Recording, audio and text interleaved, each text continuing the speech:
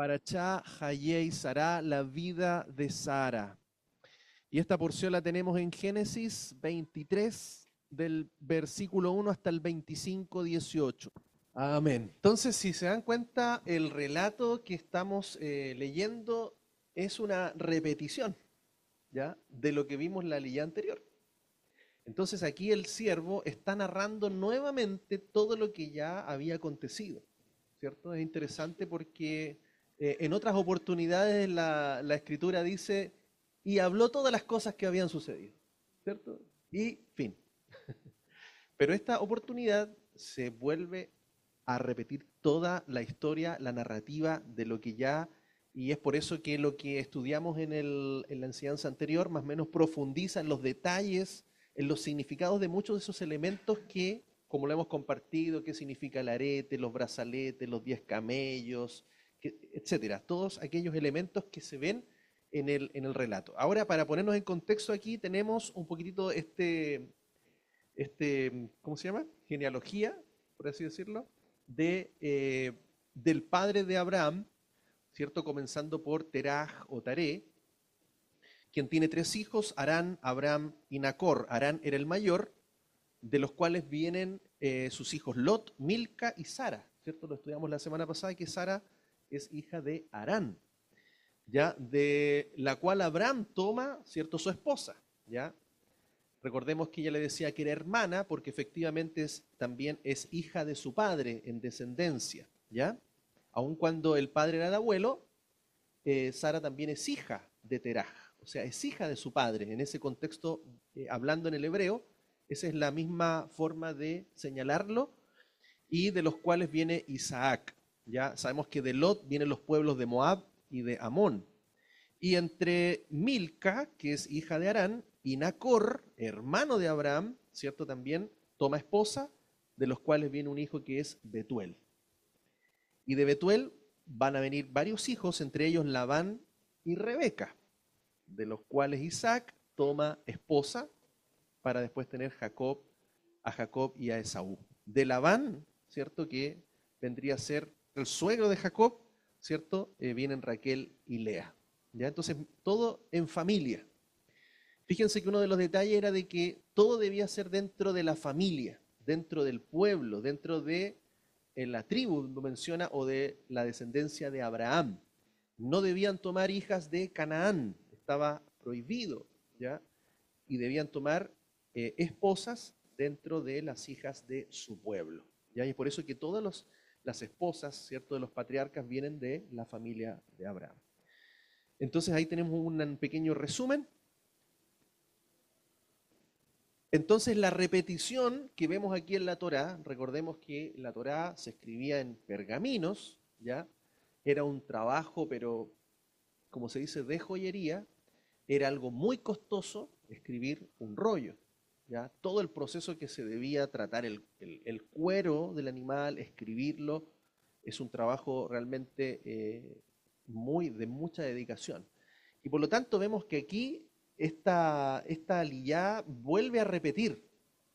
Entonces pensemos que el escritor tiene que volver a escribir casi lo mismo, ¿ah? Entonces cuando la Torá repite algo es porque le está dando una importancia, le está dando un realce, está ampliando detalles y tiene una connotación también profética. Sabemos que la Torá tiene cumplimientos tanto en el momento y posteriores, y a veces una profecía tiene cumplimientos dobles, ¿ya? En un tiempo y después en otro tiempo posterior, porque sabemos que no hay nada nuevo bajo el sol. Lo que fue es y lo que es será.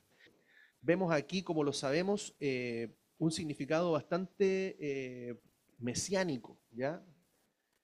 En los cuales este relato, la novia, ¿cierto?, que es Rebeca, también nos va a reflejar la esposa de nuestro Mesías, Yeshua, ¿ya? Y también tenemos acá algo interesante que dice, esto nos lleva a la boda entre el Mesías y su novia.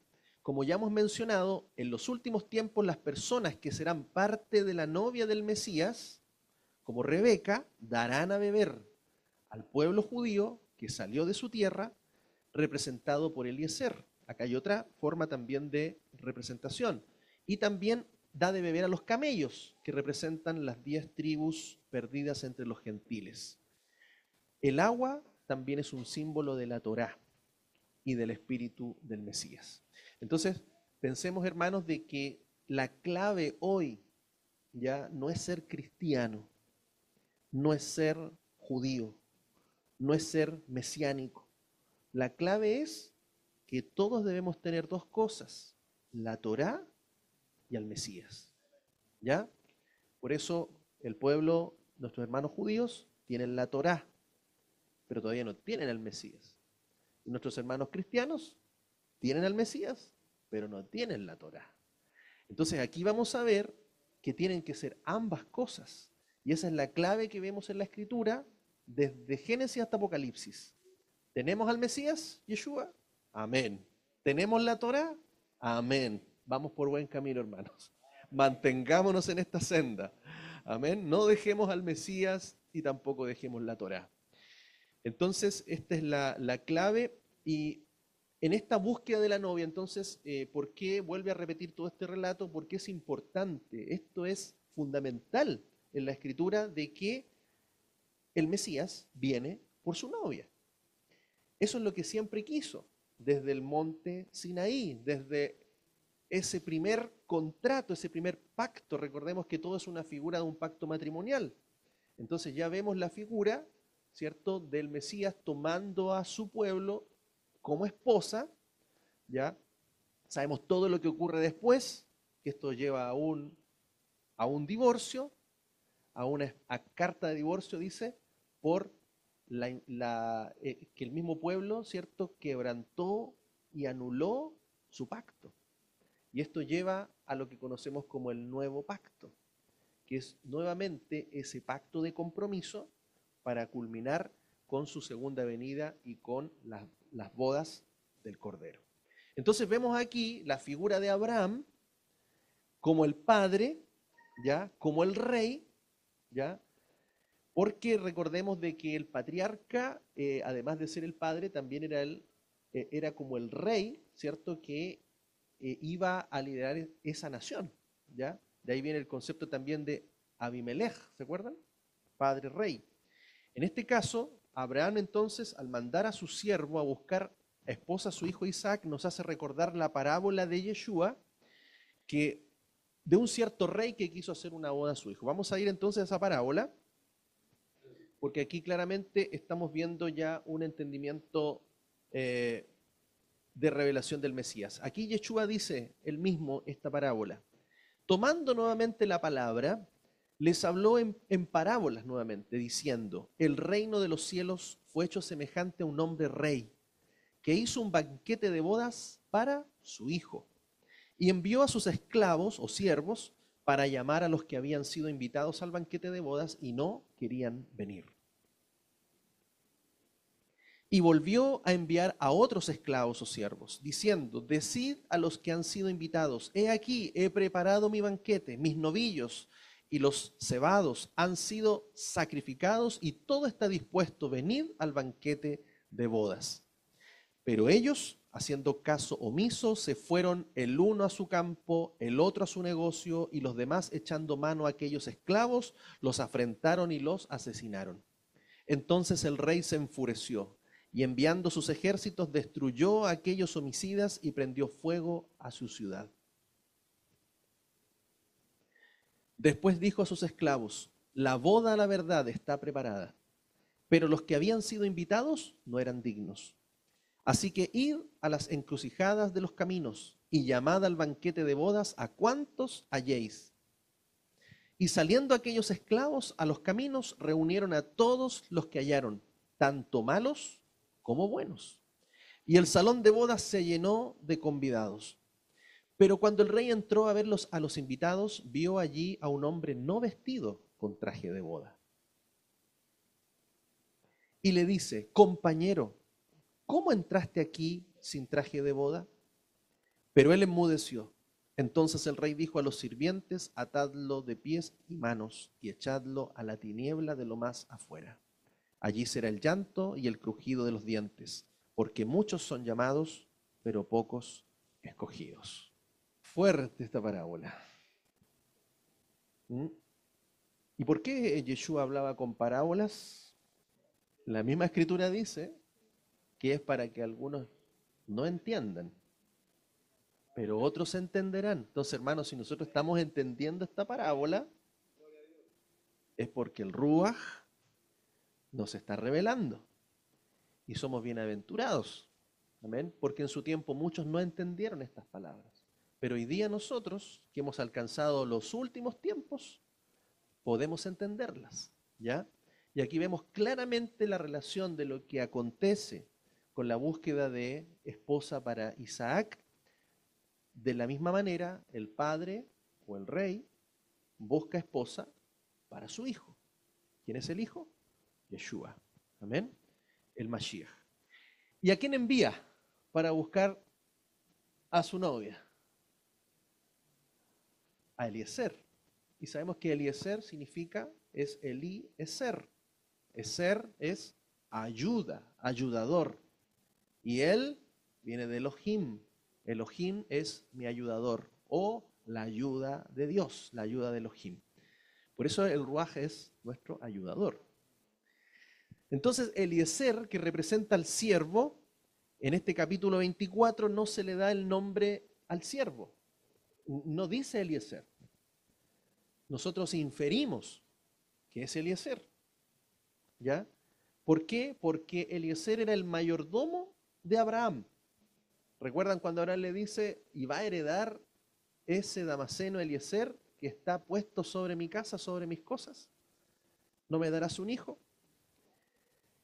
Ahí Génesis 24:2 dice, y dijo Abraham a su siervo, el más antiguo de su casa, el cual gobernaba todo lo que tenía, pon tu mano bajo mi muslo. A él mandó al mayor, al más antiguo, al mayordomo, al que tenía las llaves de su casa, amén, para que fuese a buscar por medio de ese juramento a la esposa de Isaac. También nos dice ahí la escritura, pero cuando venga aquel, el Espíritu de la verdad, os guiará en toda la verdad, porque no hablará por su propia cuenta, sino que hablará cuanto oirá, y os anunciará las cosas que os vienen. Él me glorificará porque tomará de lo mío y os lo hará saber. Entonces vemos que Abraham había dado todo a Isaac, había traspasado todos sus bienes. Por lo tanto, Eleazar tenía, ¿cierto? Era siervo, si bien era siervo de Abraham, también era siervo de Isaac, porque a Isaac también le llama Señor. Amén. Entonces por eso también entendemos que el Ruach, el Espíritu de verdad, es el mismo Espíritu del Mesías. Y también es el espíritu de Adonai. Amén. Hay una ejad, una unidad allí. Entonces, así como Eliezer habló a Rebeca, habló también a la familia de Rebeca, así también el Ruach habla a su pueblo, a los que son de su pueblo, a los que son de su casa. Y él dará a conocer y hablará no por su propia cuenta, sino que hablará todo como un mensajero, como aquel que está transmitiendo la palabra del que lo envió. ¿Qué nos dice también la Escritura? Pero el Parácletos, y acá esta traducción usa esta palabra, Parácletos, del griego, que se escribe el texto, porque considera que es muy difícil en una sola palabra poder traducir todo el amplio significado de lo que es, ¿ya? Entonces vemos que aquí Parácletos nos está dando lugar a que nosotros vamos a entender de que el Ruach, el Espíritu de verdad, es ayudador, es consolador, es el que fortalece, es el que nutre. O sea, hay muchas características allí. Por eso no considera traducirlo, porque otras traducciones dice, pero el consolador, ¿cierto? El Espíritu Santo, a quien el Padre enviará en mi nombre, en el nombre de Yeshua, Él os enseñará todas las cosas y os recordará todo lo que os dije. Entonces, Él está haciendo la función del siervo enviado por el Padre, pero que lleva también las riquezas del Hijo, que fueron entregadas por el Padre al Hijo. Eliezer también representa en segundo lugar una prefigura del Ruach, en cuanto que enriquece a la novia con los regalos del novio, ¿cierto? Vemos de que él trae regalos para Rebeca, trae regalos para su familia. No solamente entrega regalos a Rebeca, le entrega regalos a su madre, le entrega regalos a su hermano, a toda la familia, ¿ya? Entonces ahí vemos de que también Eliezer es una figura del Ruach que da dones, ¿ya? Él nos da los dones en forma inmerecida. Hermanos, los dones no se dan por santidad, no se dan por guardar la Torá, no se dan por merecerlos. Los dones son regalos que Dios da. Por eso hay muchas personas que tienen dones, ¿ya? Y se mueven grandemente en los dones, pero eso no garantiza santidad. Por eso hay mucho pueblo, mucha iglesia que fluyen los dones, pero no están en la Torá. Y a esos Yeshua también les tiene unas palabras que son fuertes.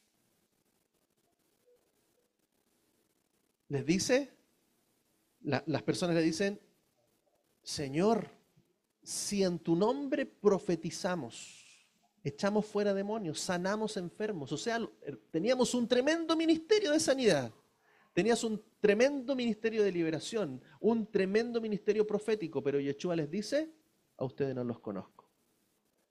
Apartados de mí, hacedores de maldad, infractores de la Torá. Porque maldad es iniquidad. Iniquidad viene de una palabra anomía que significa transgredir las leyes, los mandamientos de Dios. Entonces, fíjense, hay muchos dones, pero los dones no son una señal ni una garantía de que efectivamente haya santidad o haya obediencia, ¿ya? O salvación, claro, amén. Entonces vemos acá Gálatas 5:22, pero el fruto del Espíritu es amor, gozo, paciencia, benignidad, bondad, fidelidad, mansedumbre, dominio propio. Contra tales cosas no hay ley. O sea que el que tiene estos frutos, no hay nada en contra de la Torá. Amén. También vemos allí este pasaje que dice, ahora bien, hay diversidad de dones, pero el Espíritu es el mismo. El siervo enviado es el mismo, pero que da distintos regalos, todos por el mismo Ruach, por el mismo Espíritu. También nos dice la Escritura, pero todas estas cosas las energiza el único y el mismo Espíritu, repartiendo en particular a cada uno como Él quiere. Amén. Entonces, cuando uno viene al reino, Él entrega regalos. Fíjese que entregó regalos incluso antes que Rebeca lo siguiera. En Lucas 10:20, Yeshua dice, pero no se regocijen de que los espíritus se les sujetan, sino regocíjense de que sus nombres estén escritos en los cielos, dice acá. ¿Cómo se escriben los nombres en los cielos, hermanos? Creyendo y guardando el testimonio de Yeshua, ¿cierto? Siendo un seguidor, un discípulo, un aprendiz de Yeshua. ¿Y Él qué nos va a enseñar? Nos va a enseñar a hacer la voluntad del Padre. ¿Y cuál es la voluntad del Padre? Guardar su palabra. ¿Y cuáles son sus palabras? Los 10 mandamientos, hermanos, en realidad en hebreo son las 10 palabras. Cuando Él habla de guardar su palabra, está hablando de guardar sus mandamientos. Esos mismos 10 mandamientos que fueron entregados en Sinaí son palabras de Dios. Y son las mismas palabras de Yeshua. Entonces, qué importante es que las traducciones nos han muchas veces dado un entendimiento de que los mandamientos es una cosa y su palabra es otra cosa. Pero no, en hebreo son Atzeret, los 10 de Barim, las 10 palabras, que después fueron traducidas como los 10 mandamientos. Entonces, guardar su palabra es guardar el testimonio de Yeshua. Amén. Y esos son los requisitos para ser inscritos en el libro de la vida. Amén. Después también dice acá Efesios, un Dios y un Padre de todos, quien es sobre todos, a través de todos y en todos.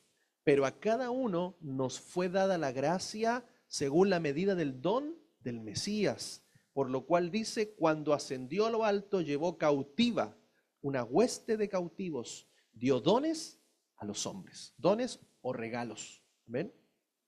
Y también fueron dados por el Ruach, el Espíritu. Eliezer también, en tercer lugar, esto parece que lo volví a repetir, o me equivoqué aquí. Claro, acá hay otro pasaje donde vemos también la obra del Ruach, cuando él finalmente trae, ¿cierto? Eliezer trae los 10 camellos, ¿ya?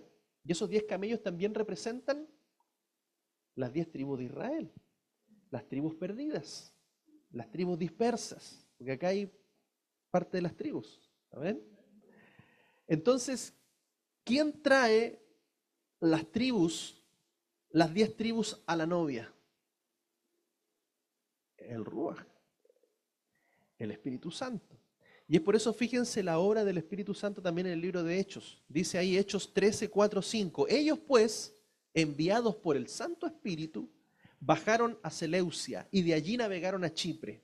Y cuando llegaron a Salamina, proclamaban la palabra de Elohim en las sinagogas de los judíos, teniendo a Juan como ayudante. Entonces, fíjense la guía del Ruach. El Ruach es el que acerca a los camellos a la novia, amén, a las 10 tribus. También acá dice otro pasaje, y viajaron a través de la región de Frigia y Galacia, pues el Espíritu Santo les impidió hablar palabra en Asia, y yendo a Misia intentaban ir a Bitinia, pero el Espíritu de Yeshua no se los permitió.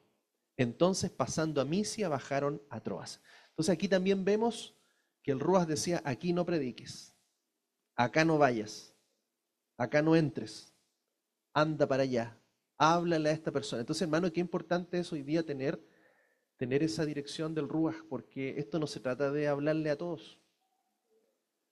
Se trata de hablar a aquellos que están prestos para oír. Aquellos que el Ruach está poniendo, anda, háblale, háblale. Lo puede hacer a través de un sueño, a través de un sentir, a través de que a veces cuando tú te pones a hablar hay personas que prestan su oído, ponen interés. Hay otros que no, por más que hables, están en otra, no conectan. Entonces ahí también nosotros tenemos que estar sensibles. Lo mismo que ocurría allí, Él los llevaba a dónde predicar, a dónde no predicar. Es así también como el siervo, el ayudador, nos va guiando también a todas las tribus de Israel, a las tribus perdidas. También dice, y fue mostrada a Pablo una visión de noche. Cierto varón macedonio estaba de pie y le rogaba diciendo, pasa a Macedonia y ayúdanos. Tan pronto como tuvo la visión, enseguida procuramos partir para Macedonia. Fíjense cómo se movieron a través de una visión, de una necesidad de un lugar, concluyendo que Elohim nos había llamado para anunciarles la buena noticia. Amén. Entonces, aquí es muy importante esa comunión con Él para que el Espíritu nos guíe al lugar donde van a ser recibidas las palabras y donde las tribus perdidas se van a acercar a ser parte de la novia del Mesías. Después tenemos la figura de Rebeca, ¿cierto? Rivka, que es una prefigura de la Kehilá, de la eclesía, ¿cierto? Kehilá en hebreo, eclesía en griego, finalmente, que significa la reunión, la congregación, la asamblea. Aquí hay una Kehilá, aquí hay una eclesía, porque es un conjunto de personas que han salido de afuera, ¿amén? Y han ingresado para ser parte ahora del reino, a ser parte de esa congregación. Por eso iglesia viene de esta palabra eclesía, que tiene que ver con congregación, con reunión, con asamblea. Y está llamada a ser la novia virgen del Mesías. Ahí 2 Corintios 11:2 nos dice, pues os celo con celo de Dios, porque os desposé con un solo marido, para presentaros ante el Mesías como una virgen pura. Amén. Y es por eso que estamos en un nuevo pacto, porque ese nuevo pacto nos da nuevamente la oportunidad de ser parte de la esposa del Mesías. Y qué importante es saber que para entrar en el nuevo pacto debemos declarar obediencia. ¿Cuándo el pueblo de Israel entró en pacto con el Eterno? Cuando dijo, haremos y escucharemos todo lo que nos digas. Entonces, ¿cuándo una persona entra en pacto? ¿Cuándo una persona entra en un nuevo pacto? Cuando se arrepiente. ¿cierto? La palabra trae, el Espíritu trae arrepentimiento. Ese arrepentimiento es teshuvah, que es darse la vuelta y volver a la fuente, volver al origen. Eso es volver a la Torá, hermanos. Porque quebrantamiento de la ley, ¿cierto? O pecado es quebrantar la ley, los mandamientos, eso es quebrantarlo, la Torá. Y por lo tanto el arrepentimiento nos hace volver para que entremos en pacto y le digamos, Señor, ahora yo te quiero obedecer. Creo en ti, lo que tú hiciste por mí, y hoy yo entro en nuevo pacto, porque decido ahora guardar tus mandamientos. En ese momento automáticamente entramos en pacto. No significa que ya sabemos todo, ¿cierto? ¿Por qué? Por eso dice, haremos, está la voluntad de hacer. A medida que voy oyendo, voy haciendo. Entonces, por eso la salvación no es por guardar los mandamientos. La salvación viene por el arrepentimiento, creer en el Mesías y decidir, Señor, yo te sigo, yo te voy a obedecer, voy a hacer todo lo que tú dices. Esa es la actitud que nos trae salvación. Y después usted empieza a guardar mandamientos a medida que los va aprendiendo, ¿se fija? Y los hace principalmente por amor. Amén. Entonces, es maravilloso esto. Después dice también, y fíjese lo que está hablando Pablo. Atención, los esposos y las esposas, ¿cierto? Prepárese, póngase su chaleco antibalas. ¿Ah? No, disponga el corazón, porque dice, los esposos, amad a las esposas, así como el Mesías amó a la iglesia, a la eclesía, a la quejilá, y se entregó a sí mismo por ella para santificarla, apartarla, habiéndola purificado en el lavamiento del agua con la palabra, a fin de presentar a la iglesia para sí mismo gloriosa, sin que tenga mancha, ni arruga, ni cosa semejante, sino que sea santa y sin mancha. ¿Quién santifica a la iglesia? El Mesías. ¿Con qué la santifica? Con la palabra, la Torá. Amén. La Torá limpia, santifica, nos lava, ¿ya? A fin de que nos podamos presentar sin mancha, ni arruga, ni cosa semejante delante de Él. Después sigue diciendo, así también los esposos deben amar a sus esposas como a sus mismos cuerpos. El que ama a su esposa a sí mismo se ama, porque ninguno odió jamás su propia carne, sino que la nutre y abriga, como también Cristo a la iglesia, el Mesías a la congregación, porque somos miembros de su cuerpo, de su carne y de sus huesos. ¿Se acuerdan de esta frase? Es Torá. ¿Qué es lo que dice Adán? Esta es carne de mi carne y hueso de mis huesos. Entonces por eso también vemos en Adán la figura del Mesías. ¿Ah? Porque Adán estaba en una unidad. Eva era parte de su carne y de sus huesos. Y es por eso que la quejilá, la eclesía, la iglesia, su pueblo Israel tiene que ser uno con el Mesías. Por eso cuando el Mesías venga dice, me tomaré a mí mismo, tomaré mi propio cuerpo, que es su congregación, y serán uno. Hay una unidad allí. Dice, porque somos miembros de su cuerpo, de su carne y de sus huesos. Y lo que sigue diciendo acá, el apóstol Pablo dice, por esto dejará el hombre a su padre y a su madre y se unirá a su esposa, y los dos serán una sola carne. Este misterio es grande, dice, pero yo lo digo respecto al Mesías y a su quejilá. Amén. Fíjense que todo esto que está hablando a los esposos, esposas, que es una figura, ya es una forma de entender las cosas espirituales y el propósito que el Padre tiene para nosotros por medio de su Hijo Yeshua. Entonces, lo que hizo Rebeca, ¿qué hizo? Se quedó en la casa, se fue con su papá y su mamá para allá, tuvo que dejar a su padre, a su madre, salió de su casa y a través de lo que escuchó del siervo Eliezer, ella obedeció y dijo, yo quiero irme con ese hombre, ni lo he visto. Ni lo he visto. Yo no sé si alguien haría así algo. Hoy día no sé si alguien se casaría así. ¿Ah? Pero fíjense qué fuerte. O sea, Es que, ¿y si es feo? Entonces, ahí vemos esa figura. Mire, hermanos, ¿quién ha visto al Mesías? ¿Alguien aquí lo ha visto? Pero lo seguimos por la fe, por lo que hemos oído, porque la fe viene por el oír. ¿Y quién nos habla de él? El siervo, el Eliezer, por la palabra. Amén. Entonces es interesante esta figura que nosotros vemos, y esto que dice Pablo lo está diciendo como un misterio grande. O sea, esto es algo grande, dice. Esto es muy importante. ¿No? Que a mí me llama poderosamente la atención es que, bueno, también hay que considerar que yo me imagino, ¿no? Que en ese tiempo Abraham tenía renombre. Sí, seguramente la familia de Ribca tenía conocimiento de quién era Abraham y que Elohim, él caminaba con Elohim, ¿cierto? Donde él llegaba, de hecho lo admiraban a Abraham.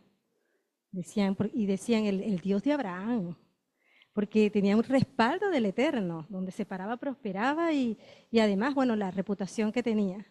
Pero ella tuvo discernimiento de espíritu y se enfocó en las cualidades del hombre, no en que si era feo, que si no, sino que se enfocó en la reputación que si la tenía Abraham, también el cuidado que había tenido Abraham y Sara de su hijo. O sea, era un celo, con celo, como dice la palabra que leíste ahorita, con celo lo celaron, o sea, lo cuidaron, porque el celo es eso, el cuidado. Entonces tenía un cuidado tal minucioso con Isaac que yo supongo, ¿no? Como inferir que eso traspasó, ¿no? Esa reputación. Y ella se enfocó en eso, por eso también quizás ella dice, sí, voy, porque no era que de la nada, no lo conocía físicamente, pero sí tenía que tener una referencia de él. Entonces, qué importante es el testimonio también, el testimonio que traspasa fronteras incluso. Amén, amén. Eso es lo mismo que está sucediendo con nosotros. Hoy día seguimos a alguien que no hemos visto. Por eso Yeshua dice, bienaventurado aquel que no vio y creyó. Amén. Porque si crees, verás. Si nosotros creemos, vamos a ver al Mesías venir. Solo aportar que Abraham había salido huyendo, ¿no es cierto?, de esas tierras, lo habían intentado matar y él era perseguido. Él no vuelve y envía a Eliezer también, porque él sabía que si él iba, sus enemigos estaban en ese sector. Ese es el contexto importante, comprender lo histórico, porque coloca una realidad, ¿no es cierto? Y además, habían señores feudales en ese periodo operando en ese sector y que tenían como costumbre que todas las mujeres a cierta edad tenían que pasar a ser parte de su iniciación sexual con el señor feudal. Y lo que comentan los registros de Torá es que a Ribka le tocaba eso. Y por eso ella sale huyendo de su casa y así llega al pozo. En ese contexto emocional llega ella. Entonces, por lo mismo, lo único que ella quiere es partir de su casa, es no vivir esa condición, esa situación. Entonces, eso también coloca un contexto, lo que dicen los registros de Torá. ¿Se entiende? Y es interesante en los comentarios que coloca Rachi también en la Torá respecto a esta materia, porque cuando llega Eliseo, llega justamente oportunamente. Hay un pueblo que va a ser apartado justamente oportunamente. Y eso quería compartir de los comentarios de Torá. Interesante, amén. Entonces ahí hay un contexto de hecho, también. El mismo contexto de Sodoma y Gomorra. La maldad y la perversión que había ahí era esa. Claro. Sí, recordemos que Abraham y de alguna manera su familia eran los únicos que creían en el Shaddai, ¿eh? O Adonai, ya que de alguna forma son descendientes de Sem, ya de la línea de Sem, son los únicos que de alguna manera guardaron los mandamientos. Por eso Abraham manda a buscar de su pueblo, porque ellos también creían, ¿cierto? Aun cuando habían otros dioses también, pero ellos creían también en Adonai o el Shaddai. También tenemos a Isaac, ¿cierto? Isaac sabemos claramente que es la figura del novio. Isaac prefigura aquel novio a quien no habiéndole visto, la novia ama por el testimonio del siervo anónimo, cuando sea manifestado Yeshua. Amén. Primero de Pedro 1:8 dice, ¿a quién amáis sin haberlo visto? En quien aún no viéndolo, pero creyendo, os alegráis con gozo inefable y glorioso. Aquí estamos aquellos que le amamos. Amén. Sin haberle visto. En segundo lugar, Isaac también prefigura al novio que sale a encontrarse y recibir a su novia. 1 Pedro 1:8, ahí lo volví a repetir, perdón, pero este versículo dice, porque si creemos que Yeshua murió y resucitó, así también Elohim traerá con él a los que durmieron en Yeshua. ¿Por qué os decimos esto en palabra de Adonai? Que nosotros, los que estamos vivos, los que quedamos hasta la venida del Señor, de ningún modo precederemos a los que durmieron. Primero se levantan los que están muertos en el Mesías y luego los que hayan quedado, ¿cierto? Ojo, dice, los que hayan quedado, no sabemos cómo va a ser esos tiempos, ya serán arrebatados, ¿ah? O transformados en un abrir y cerrar de ojos. Porque el Señor mismo con voz de mando, con voz de arcángel y con trompeta de Dios, ¿cierto? En un Yom Teruah, descenderá del cielo y los muertos en el Mesías resucitarán primero. Después nosotros, los que estamos vivos, los que quedamos, seremos arrebatados simultáneamente con ellos en las nubes al encuentro del Señor en el aire. Y así estaremos siempre, ¿con quién? Con el Señor. Amén. No dice que estaremos siempre en las nubes, sino que estaremos siempre con el Señor. Después tenemos otro personaje en esta historia, Labán. Labán, hermano de Rebeca. Labán podría representar a aquellos que son parte del pueblo, familia, pero que les llama la atención los regalos y bendiciones del esposo. ¿Eh? Hay de todo, hermanos. ¿Eh? Y aquí que lo que hace, tenía Rebeca un hermano llamado Labán, el cual corrió afuera hacia el que estaba junto a la fuente. Y dice, y sucedió que al ver el arete y los brazaletes en las muñecas de su hermana y oír las palabras de su hermana Rebeca diciendo, así me habló el hombre, se acercó a este, quien por cierto permanecía con los camellos junto a la fuente, y le dijo, bendito sea Adonai, ven, entra. ¿Por qué te quedas afuera? He preparado la casa y el lugar para los camellos. Entonces vemos ahí una actitud, wow, trae platita, ¿eh? Trae oro, tiene camellos cargados. ¿Eh?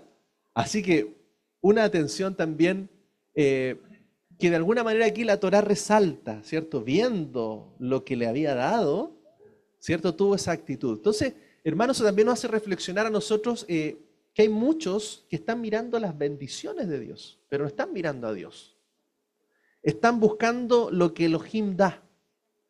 Como dicen por ahí, los panes y los peces, las bendiciones, la prosperidad, que por cierto, los dones que por cierto vienen, pero que no es lo más importante. Entonces, o muchos están mirando la obra, pero no, como se dice, al Señor de la obra. Entonces también vemos un poco reflejado en la figura de Labán, que después también vemos la actitud con Jacob, lo hace trabajar, lo engaña, le saca 7 años más de trabajo, ¿cierto? No quiere que se vaya, quiere que siga produciendo para él. Entonces vemos una actitud en personas que pueden tener un cierto grado de codicia, de querer cosas, de anhelar, ¿cierto? Todas estas bendiciones, todos estos regalos, pero en realidad no están mirando, ni están pensando ir con el esposo. ¿Amén? Pero que también son parte del pueblo. Entonces tengamos esta idea. El padre manda a buscar esposa para su hijo de entre su pueblo. ¿De dónde va a tomar la esposa? La va a tomar del pueblo. Por eso algunos dicen, ¿todo el pueblo es la esposa? ¿Todo el pueblo de Dios, todo el pueblo de Israel es la esposa? ¿O él toma a la esposa y la escoge del pueblo? Entonces, si hay bodas, tiene que haber esposa, tiene que haber esposo, tienen que haber invitados, tienen que haber siervos. Entonces, eso nos hace reflexionar de que no todos podríamos ser la esposa. Algunos también van a ser invitados. Amén. Entonces, vamos a ver de que hay una porción especial escogida de su pueblo que va a ser la novia y tiene unas características distintas. Amén. Eso nos haga reflexionar también a nosotros. ¿Qué vamos a hacer? La novia, los invitados, los siervos. ¿Ah? También hablando de conectándolo con la parábola que Yeshua nos enseña, dice de que mandó a muchos esclavos o siervos. También hay que entender que la palabra esclavo es sinónimo a siervo en las traducciones. Manda siervos, manda esclavos ¿a qué? A invitar a las bodas. Esto va con invitación, ¿ya? Pero resulta que los que fueron invitados con nombre y apellido, muchos de ellos no quisieron ir. Es más, dice que algunos afrentaron y mataron a los mensajeros, a los siervos que iban a llevar la invitación. Y cuando esto ocurre, la ira del rey actúa sobre ellos y actúa sobre su ciudad. Eso también nos habla del juicio de aquellos que rechazaron. ¿Ya? Por eso Yeshua dice que el castigo de Sodoma y Gomorra va a ser pequeño comparado con aquellas ciudades que vieron los milagros, que escucharon la palabra, que escucharon a Yeshua mismo hablar, pero que rechazaron su palabra. Amén. Y después nos sigue diciendo que cuando eso sucede, bueno, las bodas se van a hacer igual. Y vamos a ir a invitar a otros. Tráiganme a todos los que se encuentren por ahí.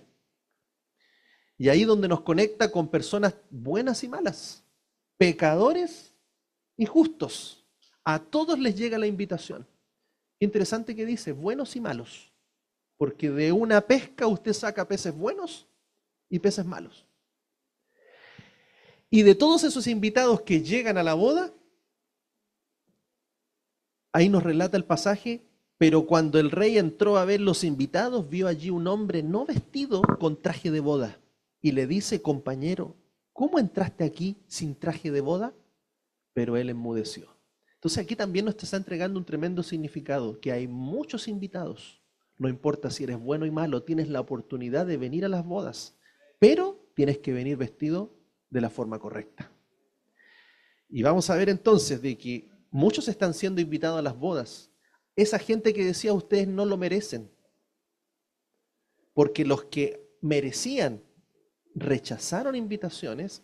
Aquí está diciendo que a todos los que se encontraban por ahí los invitaban, pero tenían que ir con la vestidura correcta. Y es por eso que aquí la palabra nos dice, he aquí vengo como ladrón. Bienaventurado el que vela y guarda sus ropas, no sea que ande desnudo y vean su vergüenza. Por supuesto que está hablando de las ropas espirituales. ¿Ah? También sigue diciendo Apocalipsis, bienaventurados los que lavan sus ropas, para que tengan derecho al árbol de la vida y entren por las puertas a la ciudad. ¿A cuál ciudad? A la Jerusalén. Por las puertas, ¿cuáles puertas? Por las 12 puertas, cada uno con el nombre de las tribus. Amén. Esos son los que lavan sus ropas para que tengan derecho a la vida eterna y que sus nombres sean inscritos en el libro de la vida. También dice la palabra, pero tienes unos pocos nombres o hombres en Sardis que no han manchado sus vestiduras y andan conmigo de blanco, porque son dignos. El que vence así se vestirá con vestiduras blancas y jamás borraré su nombre del rollo de la vida y confesaré su nombre delante de mi Padre y delante de sus santos ángeles. Amén. Miren la importancia de las vestiduras. Porque muchos están recibiendo la invitación. Muchos son los llamados, pero dice, pocos los escogidos. Entonces, yo recibo una invitación, hermanos, por gracia. Y esa es la salvación. Es una invitación a las bodas por gracia. Habían buenos y malos. Quizá algunos ni lo merecían. Pero lo que tenían que hacer como responsabilidad era estar vestidos con la ropa correcta. Entonces dice, uno de los ancianos me preguntó, ¿quiénes son y de dónde vienen estos vestidos con ropas blancas? Y le he dicho, Señor mío, tú lo sabes. me dijo, estos son los que vienen de la gran tribulación, y lavaron sus ropas y las blanquearon con la sangre del Cordero. Y finalmente dice, alegrémonos y regocijémonos y démosle gloria, porque las bodas del Cordero han llegado y su esposa se ha preparado, y le fue concedido que se vistiera de lino fino, limpio y resplandeciente, porque el lino fino son las acciones justas de los santos. ¿Y cuáles son las acciones justas? Guardar sus mandamientos. Amén. Y finalmente me dijo, escribe, bienaventurado los que han sido invitados a la cena de la fiesta de las bodas del Cordero. Y me dijo, estas son palabras verdaderas de Elohim. Amén. Shabbat Shalom. Shabbat Shalom. Amén.